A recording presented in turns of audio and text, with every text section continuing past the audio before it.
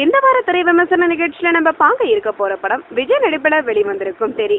Vijay, Samantha, Amy Jackson நடிப்பில Atlee இயக்கத்துல உருவாகி உள்ள படம் தான் தெரி. எதிர்பார்ப்புடன் இன்று வெளியாகி உள்ளது. அந்த எதிர்பார்ப்பை எல்லாம் படம் பூர்த்தி செய்துள்ளதா என்பதை பார்ப்போம். கேரளாவில் பேக்கரி கடை நடத்தி வருகிறார் விஜய். குழந்தை நயனிகாவை வளர்த்து வரும் அவர் எந்த சண்டை சச்சரவுக்கும் போகாமல் அமைதியான வாழ்க்கையை வருகிறார். இவருக்கு அசிஸ்டண்டாக மொட்டை ராஜேந்திரன். நயனிகா படிக்கும் பள்ளியில டீச்சராக வரும் எமி ஜாக்சனுக்கு விஜய் மீது ஒரு தலை காதல். ஒரு நாள் எமி ஜாக்சனுக்கும் ரவுடி ஒருவனுக்கும் பிரச்சனை வருகிறது.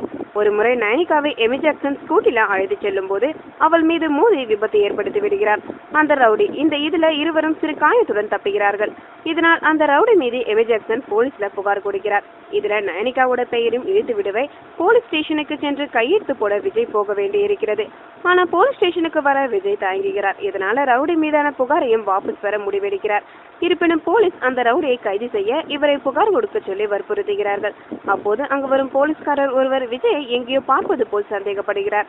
அப்போது விஜய் அவரது பழைய பெயரை சொல்லி கூப்பிடுகிறார். அப்போது விஜய் முகத்துல ஏற்படும் உணர்வை பார்த்து எமி ஜாக்சன் அவர் மீது சந்தேகப்படுகிறார். அந்த போலீஸ்காரர் சொன்ன பெயரை வைத்து இணையதளத்துல தேடும் போது விஜய் பற்றிய பழைய உண்மைகள் வெளியே வருகிறது. இதன் பிறகு 2 வருடங்கள் முன்பு என்று பிளாஷ்பேக் வருகிறது. விஜய் சென்னையில உயர் போலீஸ் அதிகாரியாக இருக்கிறார். இவருக்கு அசிஸ்டண்டாக நான் கடவுள் ராஜேந்திரன், அம்மா ராதிகா மீது பாசம் கொண்ட பையனாக இருக்கும் விஜய் அதே ஊர்ல நடக்கும் அநியாயங்களை எல்லாம் தட்டி கேட்கும் நேர்மையான அதிகாரியாக வலம் வருகிறார்.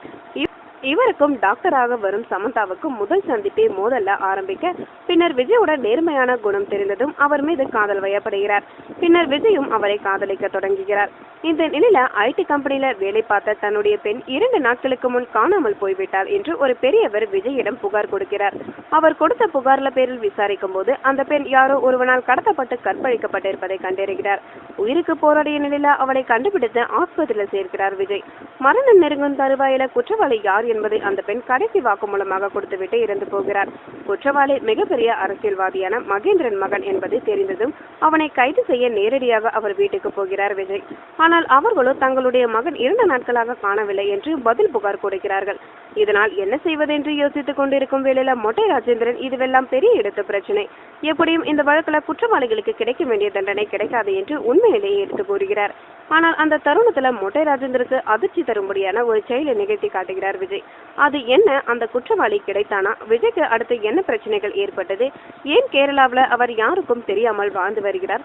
விஜயுடன் இருக்கும் நயனிகா யார் என்பது போன்ற பல கேள்விகளுக்கு இடைவெளிக்கு பிறகு தெரியுடன் விவரித்திருக்கிறார்கள்.